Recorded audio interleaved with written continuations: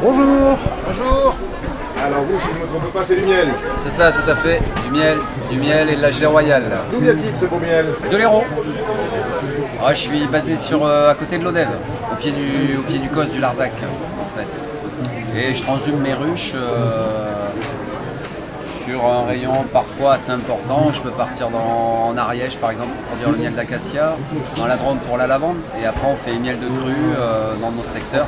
Romarin, bruyère blanche, garrigue, miel de Cos, châtaignier dans les Cévennes ou sur les Spinouzes, dans le Carroux. Ça veut dire que vous promenez vos ruches partout dans la région? C'est ça, on promène les ruches partout, un petit peu dans la région, en fonction des floraisons. On suit les tâches de floraison. Je produis en bio, je transhume pas sur les zones de grande culture, et puis j'essaye d'amener mes ruches sur les zones les plus sauvages possibles et les plus protégées possibles de la pression humaine, de l'agriculture. Tous les ans, on renouvelle à peu près 70% de notre cheptel. Il n'y a aucune profession en agriculture, il y a un taux de renouvellement aussi important, ça c'est certain. C'est-à-dire que vous n'avez pas un chevrier par exemple, un éleveur de moutons qui va renouveler 70% de son troupeau tous les ans.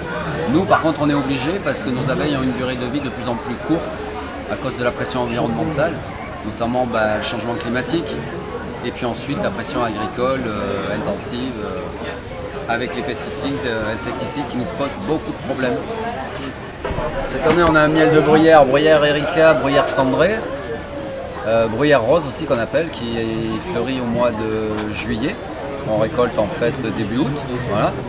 C'est un miel très boisé, avec des arômes assez soutenus quand même. Ensuite on a un miel de ronce.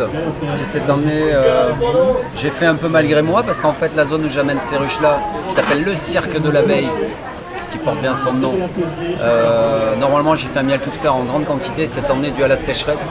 Elles n'ont butiné que la ronce qui a donné ce nectar et ce miel. Voilà. Ensuite j'ai un miel de garrigue que je produis sur la zone du Salagou. Un miel de garrigue dans lequel se trouve du thym, du serpolet. Voilà. Ensuite on a le miel d'acacia qu'on va produire dans l'Ariège. On a réussi à en faire un petit peu, mais ça n'a pas été la super récolte, mais on a quand même produit un petit peu. Ensuite le miel de lavande, que lui on produit dans la Drôme, pas loin de Valréas exactement. Et puis ensuite le miel de châtaignier que je produis dans les Cévennes. Dans les Cévennes et sur le Carroux. Et ensuite on est producteur de gelée royale.